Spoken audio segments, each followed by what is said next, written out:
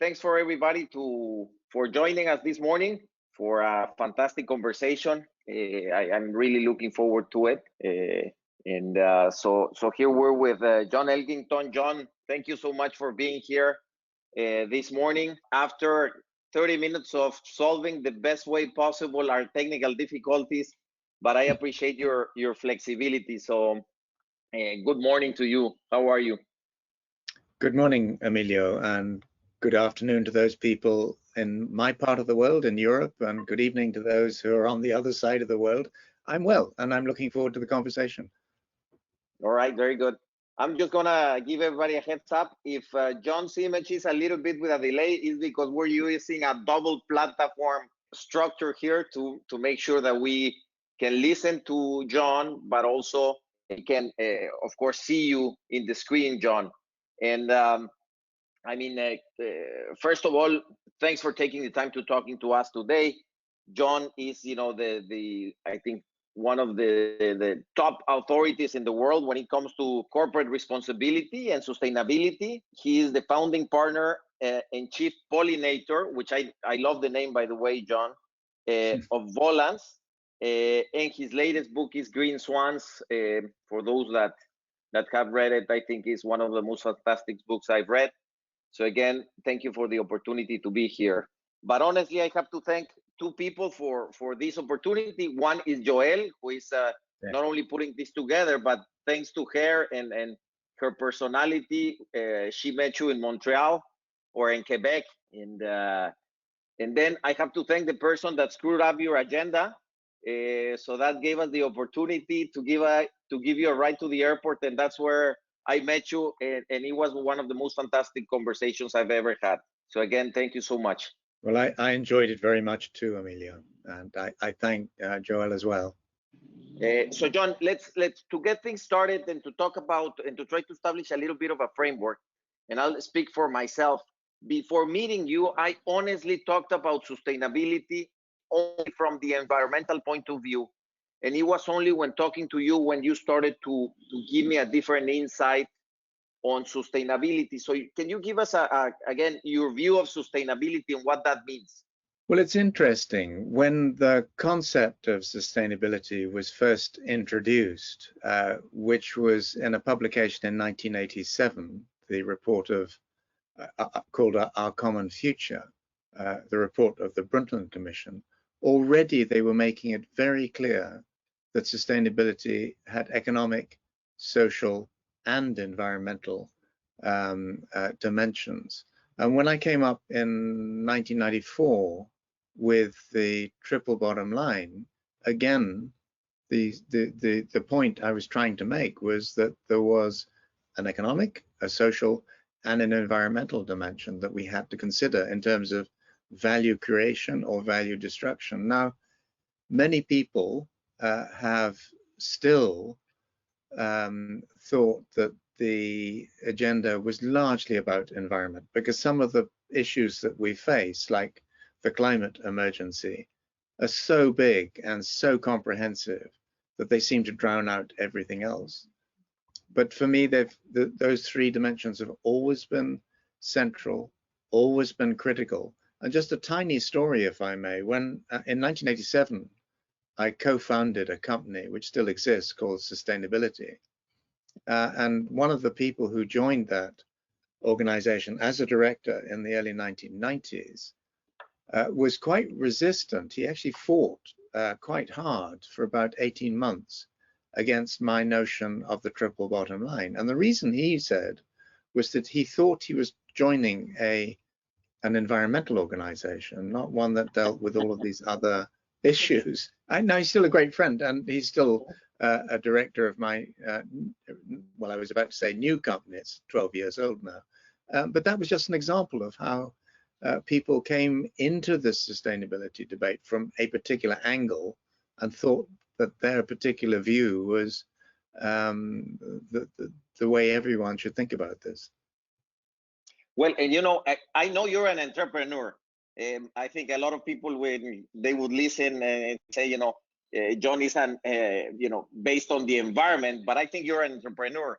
And I love it that you make the point in Green Swans that it's not about these three dimensions, let me say, of sustainability. Is not to have the economic dimension and then try to, I want to say, wash our guilt or Yeah, try to reduce it by doing some good things on the other two dimensions. But it is about business models that integrate positively the three areas. that's right. And in a way, it's relevant at least that 2 years ago, almost exactly, through the Harvard Business Review, I announced a product recall on the triple bottom line, and that sent shockwaves through the sustainability industry, because so many companies now report against the triple bottom line, whether they call it integrated reporting or sustainability reporting or non-financial or pre-financial or whatever. And you have thousands of companies now around the world which are chartered or certified as B corporations. And again, the triple bottom line is central. But my argument in announcing that recall was that I think the triple bottom line as a framework is quite powerful, useful, but it's often been misinterpreted, misunderstood as a balancing act. How do you trade off, exactly as you were just saying, the economic against the social and against the environmental? And very often what happens is that you find people doing two of those things. So we'll do the socioeconomic piece and the environmental side. That's a bit of a problem, but we'll clean that up later. Or they say, we'll save money by cutting back on pollution, and that may have employment consequences, social consequences, but we'll sort that out later. And the basic principle of the triple bottom line, people, planet, and profit, or prosperity, was always that these should be integrated solutions. Now, I think we've got a solution to that. I think we've got an answer to that problem. But at least I felt we almost needed to sort of provoke ourselves and ask the question, while we think that what we're doing is useful and in the right spirit, is it really moving the needle of change in the way that it needs to? And my sense was, if you looked at the climate emergency, if you looked at loss of species around the world, if you looked at wealth divides, if you look at companies declaring that they were responsible companies but using tax havens or not paying tax, or you think about the tech giants like Google and Facebook and Amazon and so on, what a nightmare they are in terms of tax. And yet they had people who were chief sustainability officers and so on. So this was just an opportunity, I think, for us all to stand back a bit and reflect. And then along came the pandemic. Yeah, and let me get there. We're going to get back to the business a little bit later on the conversation, but let me get to that. Again, I'm going to quote you from your Green Swans book, and you say, my assumption in the researching this book has been that the world is headed into some sort of historic U-bend, well beyond a single normal recession, where the established macroeconomic and political order goes down the tubes and a new one surfaces. As we head deeper into the bottom of the U-bend, we enter a period of maximum confusion and uncertainty. And my question to you is COVID-19 the bottom of the U-bend? Because this seems pretty hectic right now and a lot of chaos going on. So I wanted to get your opinion on where you see this prediction you made on the U-bend of the economy of the world, and again, the social and political order with it.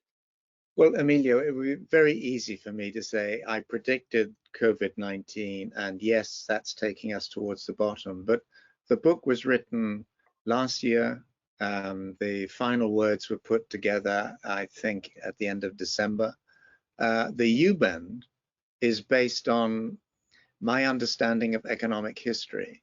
And when I did economics in the late 1960s, I was taught that economies largely evolve in straight lines. And two economists had a huge impact on me, both of them long since dead. One was Nikolai Kondratiev, and the other was Joseph Schumpeter, And they both talked about these very big cycles or waves in our economies, and often driven by new technology or the collapse of old macroeconomic orders. Now, when I started to think about this U-bend, it was partly looking at what was happening in technology, partly what was happening in geopolitics. You know, the Bretton Woods conference or conferences in the early 1940s created this new setup of the United Nations, the World Bank, and so on. And I feel that's coming to the end of its useful life. Sadly, I think, you know, they provided good service over the decades. There were many different factors that led me to conclude that an old order was ending, and my assumption was that that was a good thing, because the old order was fundamentally and very clearly unsustainable, whether you thought about climate or whatever you were thinking about. So you really had to allow the old order to fall apart and die before the new one could properly establish itself. Now, to your question around COVID-19, people have recently argued that what pandemics often do in the social and economic side of our lives is accelerate trends that already existed.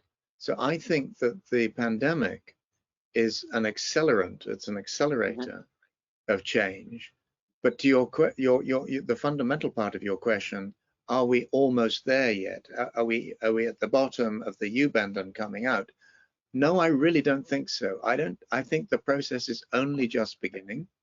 I think the economic and social consequences of the pandemic will last for not just years, that you'll see echo effects for decades.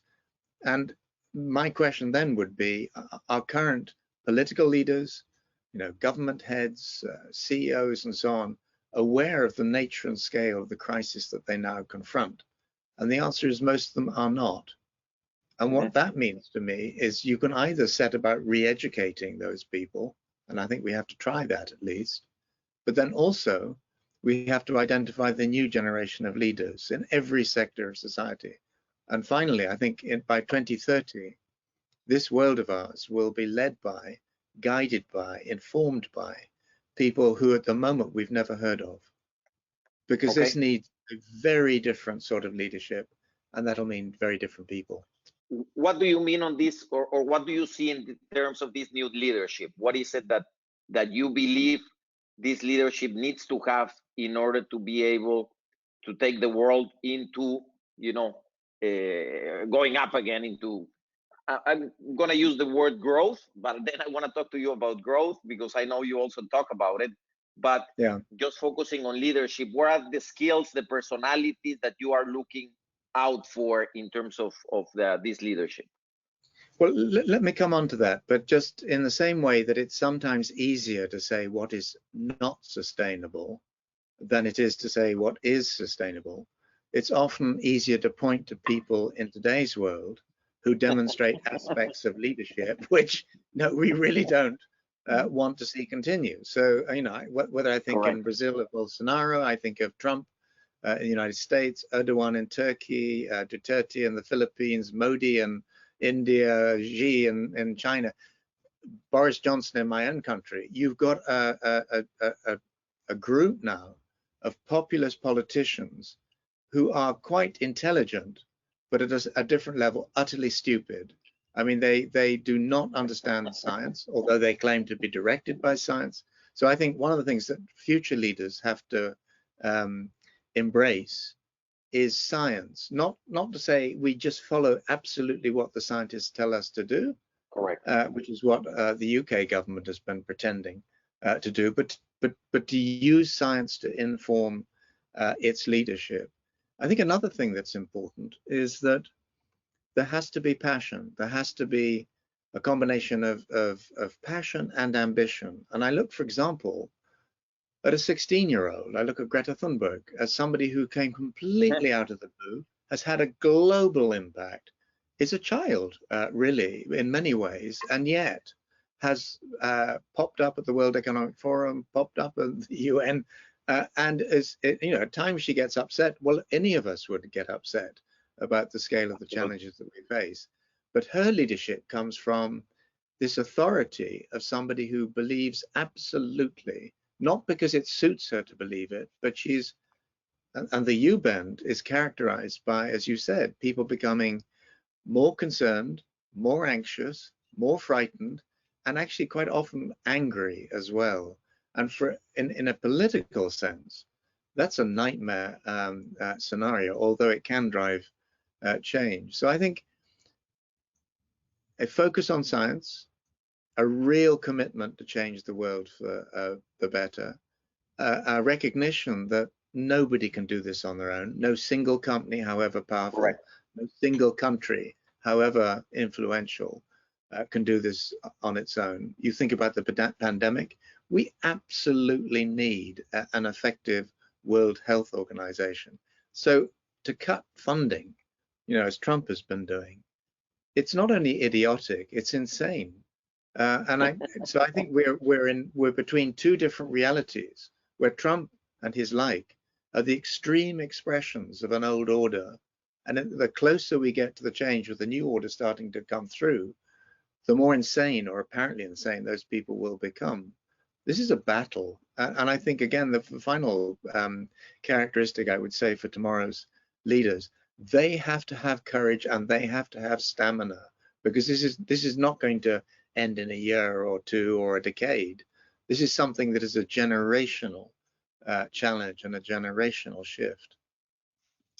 Yeah, you and I talked about this a few weeks ago. It's amazing to me that the message of COVID is we are a global world, and whatever happens in the other side of the world is going to impact the other side, right? So it's almost like a message to the populist movements, which I include Mexico, of course, which Yes, of then course. believes that they can do it on its own. I And was it's being amazing. polite. Thanks. You were being politically correct, but certainly Mexico is in this category too. And I mean, the actions speak for themselves. Um, where I don't see, for example, we are about to go into USMCA, this new trade agreement between Canada, Mexico, and the US. But there hasn't been a press conference of the ministers of health of the three countries looking at how we're going to manage this. Not only that, it doesn't even include this chapter of a pandemic and how we react together on this new agreement. So, and we pretend that by closing the border or don't allowing cars to go back and forth, which I assume short term can have some positive effects. But it is amazing to me how come these leaders don't see this collective action that you're talking about, John. Well, I think in a way they can't afford to see the need for collective action, because it runs against their ideology, which is that we're all better off being on our own and ruling the world as individual nations. And I think that's one of the reasons why I do not think that the U-bend has ended, or we're going to see a V-shaped global recovery, because I think things are going to have to get significantly worse before some of the not just the idiots, but some of the more intelligent politicians and political leaders see the need to take the future in their hands and really drive structural change in our economies, and a shift in the way that people think. And that very often only comes after a war or after a depression or some combination of both of those. My hope is the pandemic might sort of deliver something of the same effect, but we'll see. In the end, it actually depends on us, and it depends on the change industry itself, if I can call it that, coming together into very different configurations and with much more political muscle than we've had to date. I love the way you put it in terms of the change industry, and I will get back to that a little bit later. But just to look at first of all, I think one of the things you're saying is that populism is not sustainable. I mean, it's actually a force or an ideology driving still the world down the U-bend, and it will not be the way to come out of it because of the fundamental ideologies of populism. I think populism is sustainable if the populist leaders and governments have the military behind them and are prepared to crash their economies and over time crash their societies. I mean, I find it a considerable surprise that Venezuela still exists as a country. I look at North Korea, and you Correct. can sustain these very peculiar setups for quite a long time. But in the end, it just means the crash when it comes is even bigger than it would be if you adjusted sensibly over time. Mhm, mhm. Is COVID a black, a gray, or a, potential green swan effect, John? Can it Well, grow just green wings, or what's your take on it from the black, gray swan, green swan perspective? well, maybe just for your listeners or our listeners, I should just fill in a few definitions or a little bit of background. I mean, most of you will know that Nassim Nicholas Taleb produced a book called The Black Swan just ahead of the last big financial crash in 2007. And people thought he was extremely wise and could see the future. And in many ways, I think he could see the patterns, but wasn't necessarily calling out that crash. People have asked him recently whether COVID-19 is a black swan, and for him, a black swan was something that came out of the blue. That was, I mean, a really major surprise that had an off-the-scale level of impact, so often a sort of catastrophe of some sort. And then the third characteristic was that once it had started to fade, and we looked back at what had happened, what often then happened is that we misunderstood why that tragedy or disaster or catastrophe had happened, and therefore we set ourselves up to fail again. So black swan is all those three things. Taleb himself has been many times asked whether COVID-19 is a black swan, and his answer is no, it's not, because people did see this coming. They warned about it. They set up units to deal with pandemics. In the United States, they shut down a key part of that defense mechanism. In my own country, the UK, they did the same. And then they complain when something hits because they say, well, that was a complete surprise. Well, really, no, it wasn't.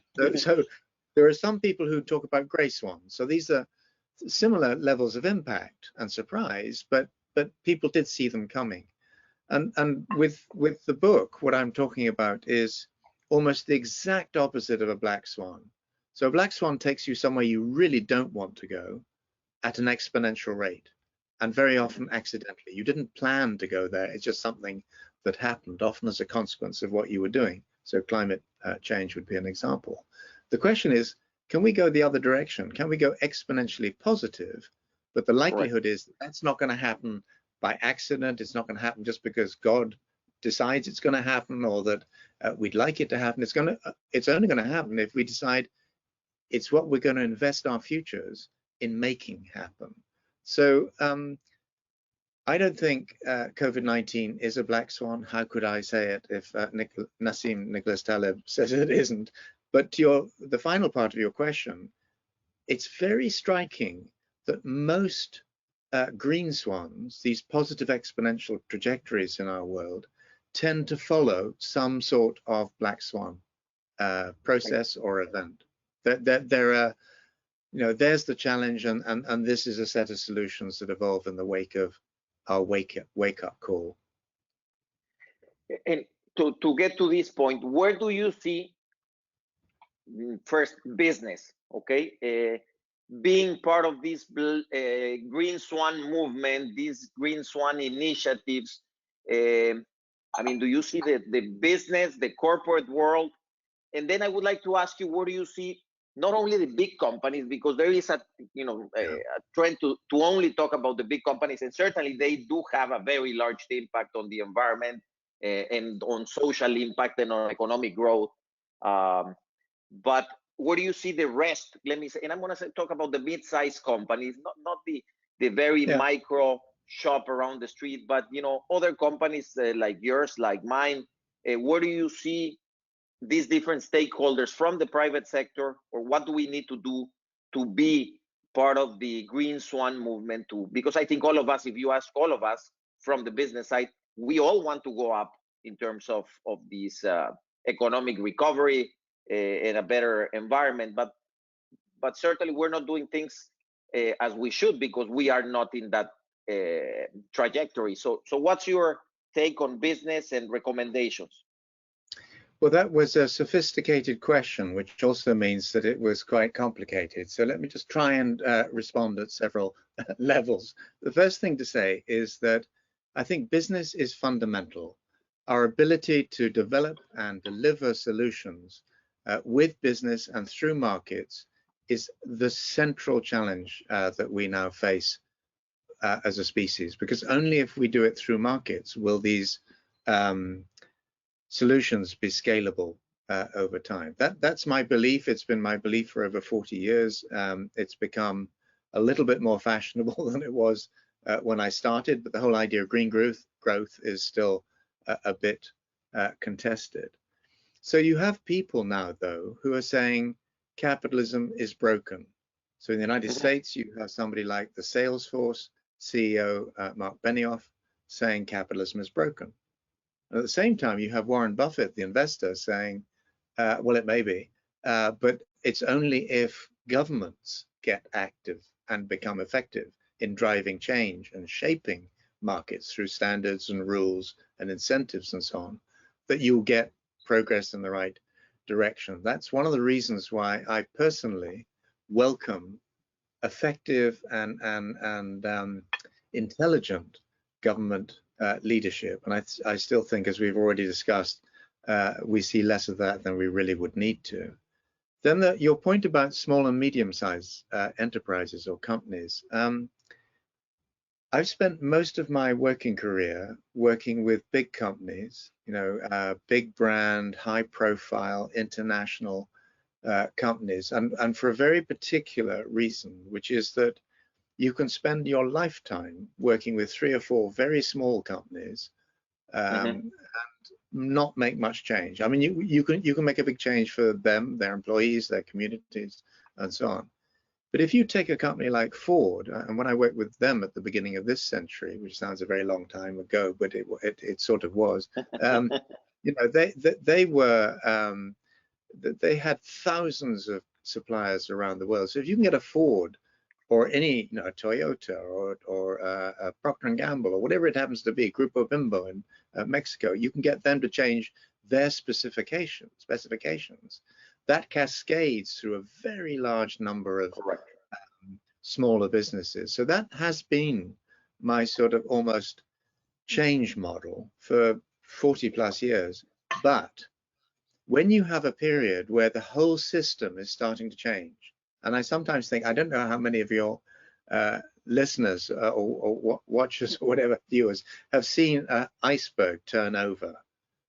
It's an extraordinary thing when it happens, and it just rolls, and maybe it just starts to wobble a bit, but when it goes very quickly. And I think that is where we now are. When the system does that, when a system changes, an economic, social system, the change tends not to come from the big incumbent companies that are the ones that are making a great deal of money out of the existing system. The change comes from the edge. And we all know this. I mean, it comes from insurgent companies, people, again, we've never heard of. So 15 years ago, for example, when I started to track Elon Musk and started to talk about what Tesla was doing, people just had never heard of him. And yet I think we've got to have that. And again, it goes back to what is leadership.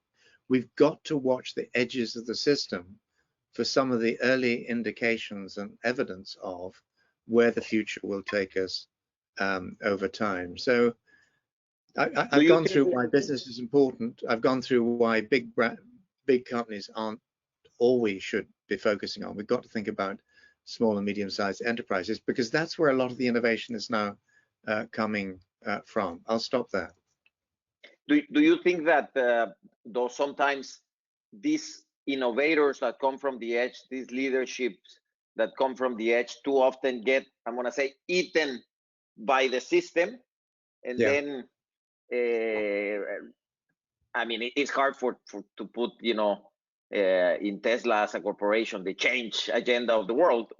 But I mean, they're certainly doing some fantastic things. But do you think they tend to be eaten by the system and then grow and revenue and all that? And to that, I will, just second part of that question is, do you see an evolution of the triple bottom line? Where does it go from here? Does it continue to be? Is it modified to something different? From the corporation point of view. Yeah, great questions. Well, let me start with the triple bottom line. I mean, we did recall it in 2018. The Harvard Business Review said it was the first time a management concept had ever been recalled, to their knowledge.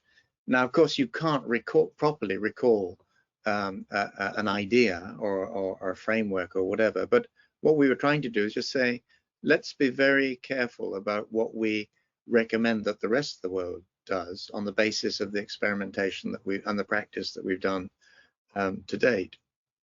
And so we said, and in some ways it was intuitive. I just in the work we were doing with companies in different parts of the world, I became concerned that the concept was not driving change as fast as it should. And we had new ideas, shared value, we had circular economy, I mean, and biomimicry, and all these different things that are coming in, integrated reporting, all more or less at the same time. But where we've got to is to say there's nothing wrong with the triple bottom line as long as you use it and think about it in the right sort of frame or the right sort of context. And what's happened to date is in the 25 years since I came up with that concept in 1994, people have largely thought about the triple bottom line and about sustainability as about a responsibility agenda. How can business, go back to business, be more transparent, more accountable, change its business models in suitable ways so that people get a bit more of the product or the service which they couldn't otherwise afford? And there's nothing wrong with that. I think the responsibility challenge remains. And with COVID-19 opening up questions around wealth divides and tax evasion and all these different things, the responsibility agenda, I think, will become more complicated over time, not less. But what we're saying is that there are two further stages in which the triple bottom line style of thinking will have to be put into practice. And the first one is resilience. So in whatever conversation you now have in government, among policymakers, in the financial markets, in the boardrooms or C-suites of major companies, people are talking about resilience of companies, resilience of people, resilience of teams or business units, of supply chains, of national economies, and so on and so on. Or you've got city mayors talking about the resilience of their cities and urban regions and so on. So resilience is going to be central to the change agenda for the next 10 to 15 years. There's no way around that. It's a fundamental challenge. And one of the things we've learned, and people like Roger Martin have talked for some time now, including major articles in the Harvard Business Review, saying that our pursuit of efficiency is understandable. What it's doing is driving out resilience from many aspects of our economies. So we can be more efficient, but that means when the crunch comes, we're much less prepared for what then happens to us. And the third, and some of your listeners may well be waking up to the fact that in the same way there was a 3P agenda, people, planet, profit, there's now a 3R additional agenda, which is responsibility, resilience, and regeneration. And regeneration, because it's only when you go back and invest long-term in the fundamental systems that underpin our economies, our societies, the natural environment, that you get proper, sustained resilience. So these three things do link together. It's not saying we're going to drop responsibility and we're going to regeneration. But I think regeneration is the way we've now got to think about all of this. Let me go into more the policy government Yep. piece of it, because again in your comments is you say, you know, traditional forms of politics and regulation are failing, as well as capitalism. And I will use, I'm going to go from the Mexico and Latin America maybe point of view, but certainly from the Mexico point of view. Where do you see this? Let's grow and then we'll be sustainable. And I use this because Mexico is, you know, thinking about putting tons of money on a new refinery, for example, instead of looking at a really a more comprehensive energy integrated solution, let me say. And you say, you know, the role of politicians, governments, and public policy will be critically important in determining the pace that we get out of this. So, but again, it's just, it seems like the mentality is grow, then we'll deal with this later. And then I think, you know, it's hard to put hope in politicians, John. I I don't remember the last time I woke up and I said, man, it's a fantastic thing that governments have done for us today. I just don't remember when was the last time that happened to me, at least in the morning. So what's your take on it? Well, I think growth is absolutely essential. I think if we're going to have even more people on this planet of ours, and yet we need to ensure that they're properly fed, properly housed, properly educated, all the rest of it, we're really going to have to grow radically new sectors of our economy. If we grow in the old way, all we do is build up debt. We build up financial debt, social debt, other forms of debt for future generations. And actually what we're seeing with both the climate emergency and with pandemics is what we've been talking about as something as a distant possibility is now becoming a present, you know, reality. Things go from being impossible to inevitable in what seems to be a very short period of time. Now, I think growth is essential. I think it's often advanced by people who have a vested interest in building back the old order. We see that in every country at the moment. So we have, you know, the fracking industry, God help us, applying for, you know, federal funding in the United States, and other parts of the fossil fuels industry. I don't think the fossil fuels industry in 20 or 30 years have any sort of sense, well, certainly coal and heavier fractions of oil. They don't have much of a future at all. So if we invest in them, we're taking the wealth that future generations might otherwise enjoy, and we're pouring it down the drain. So where do I see examples? Like you, I don't wake up every morning saying, you know, thank God for politicians, and that's a wonderful, brilliant decision that X, Y, or Z has just made. But, and I say this despite the fact that my own stupid country is currently withdrawing from the European Union or trying to do so. I look at what the European Union, which has many dysfunctions of its own, no question, but is doing in terms of its Green Deal, its sort of recovery plan for the European Union, which says if we're going to put taxpayers' money into bailing out companies, then we've got to make sure that they do the right thing in terms of other policy objectives, including decarbonization. And this is something, for example, the Canadian government under Justin Trudeau has just made a condition of government bailouts there. I think we've got to do much more on that front. So it's not just about growth, it's about recovery and how we build towards properly a better world, rather than simply bailing out industries which really have very little in the way of a future. What do you think? Again, you mentioned the role on the different levels of government. You talk largely about the mayor and the city, let me say, responsibility. I think you put it on a National Geographic article that city mayors are the ambassadors of the future. So this part I don't necessarily understand well. I think part of Mexico, we have so many municipalities, as we call them. It's part of the complexity, because it's very difficult to manage. But what's your view on the responsibility of the city in the role of the change agenda? Yeah, I mean, if you think about cities, it's a bit like thinking about individual human beings. There are human beings who should have wings on them as angels, and there are sort of people who should be in prison, but the bulk of the population is somewhere between that. So I'm not saying that every city and every city mayor is, you know, a success in terms of the characteristics that we're looking for.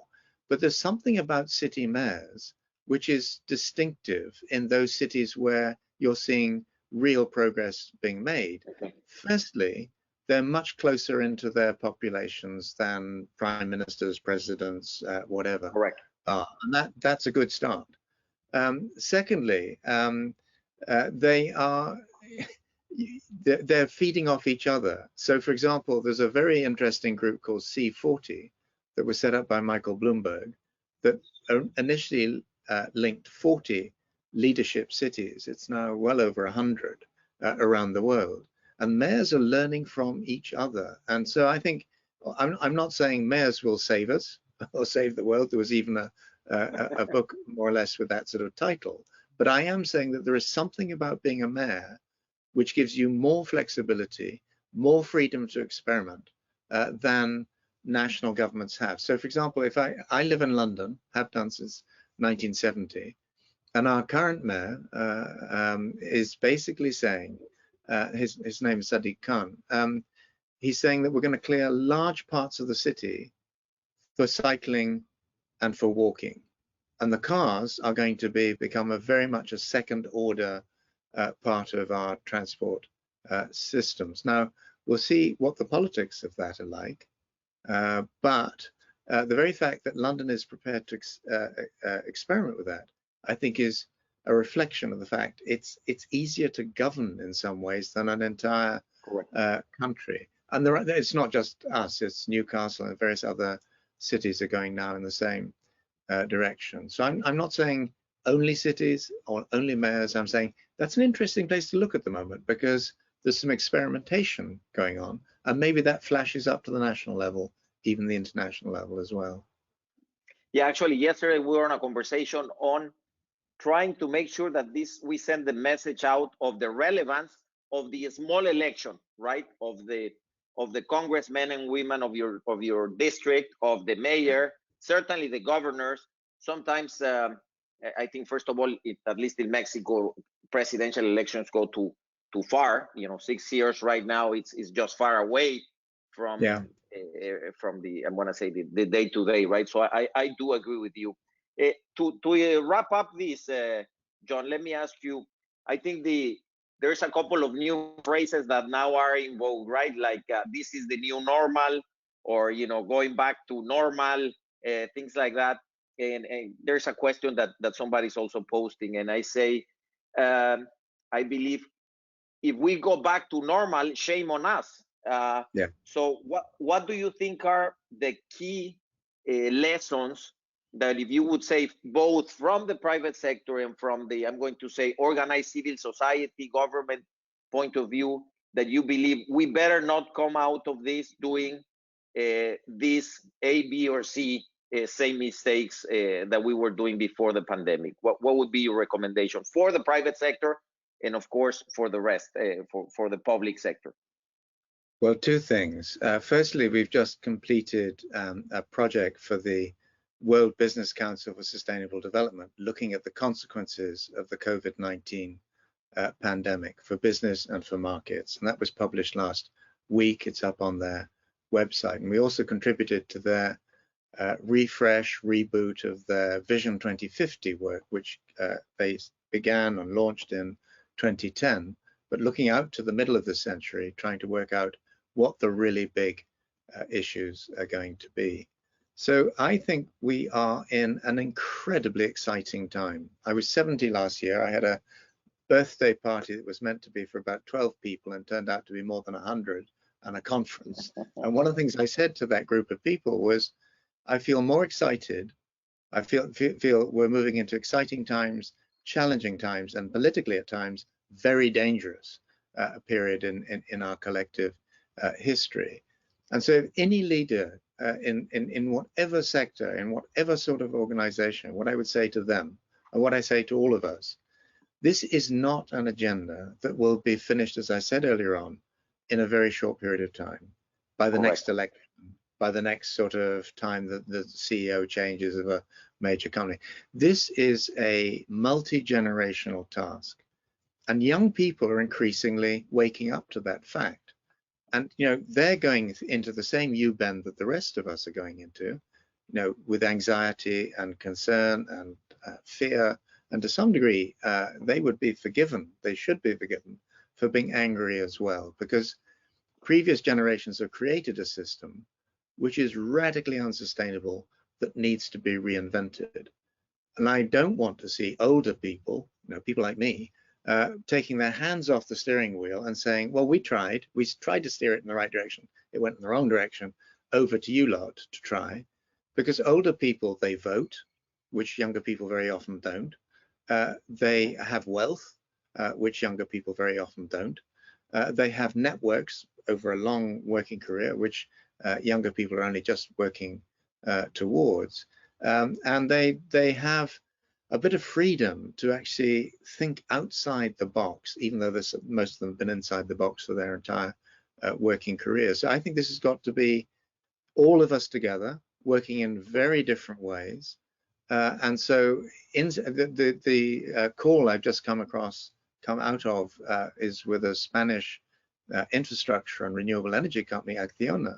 And what they've done is to take 26 younger people from around the world from Acciona and create them from them a team that is focusing on what they're calling exponential sustainability, not just something that is nice to have and so on, but how do we get to something like sustainability on an exponential trajectory? What does that look for a company like Acciona? What does it look like for their investors and their clients and customers and so on? So I think we've got to not just learn from younger people and vice versa, but we've got to work out much better joint working relationships. And I think there's real interest in that on both sides. So again, I'm probably more optimistic than I have been for about 10 to 15 years. Okay. Partly because everything is falling apart. And it's times like those when you can really, it's times like that when you can really drive change much further and faster than in normal times, when people think they know what they're doing. Yeah, and I know you're optimistic of the future. That's why you predict the U. I mean, we don't know exactly the bottom part how long it lasts. So I know you believe that we are going to come out of this. And do you see technology as a fundamental part of this?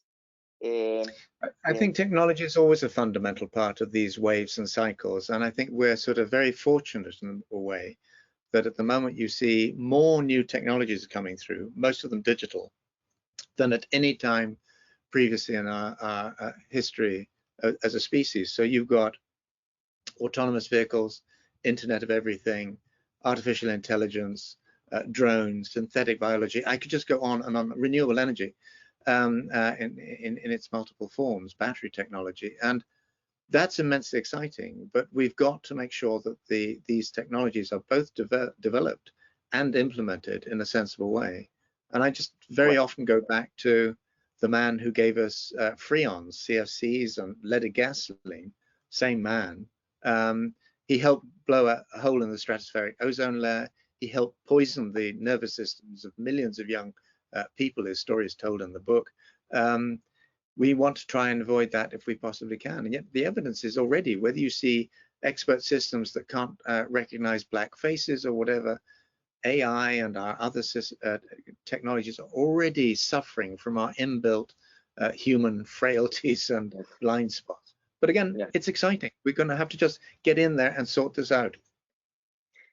I do love the idea that you present in your book, in your latest book, because you've written tons of them, but of looking at business models that look at sustainability as an integrated model for progress and for growth from all these points of view, right? So doing things that are good to the environment, that certainly are good to people, and that can generate some kind of wealth for those involved. I do think there are these possibilities out there. I do think there are these at least green swan looking business, and I think not all of them are technology, because sometimes it for us it seems like it's like the only way to look at innovation. But I think there's many other things from the services point of view and other products.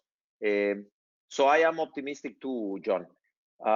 I mean, we've taken a little bit more of the time that I asked you for. I don't know if you have any final comments that you would like to share with us before Well, we can.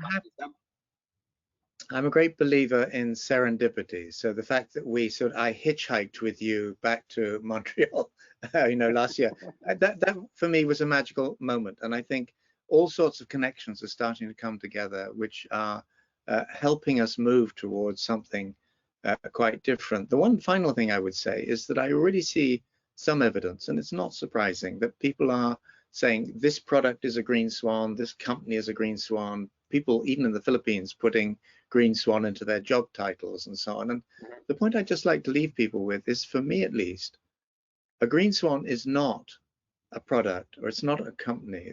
Those both can play into a market trajectory or trend, but a green swan is a market trend. So for me, a green swan would be the trend in the radical fall in the price of solar and wind energy in some parts of the market. And there's a guy called Ramesh Nam, who's an energy analyst, and also, it happens, a very good science fiction author.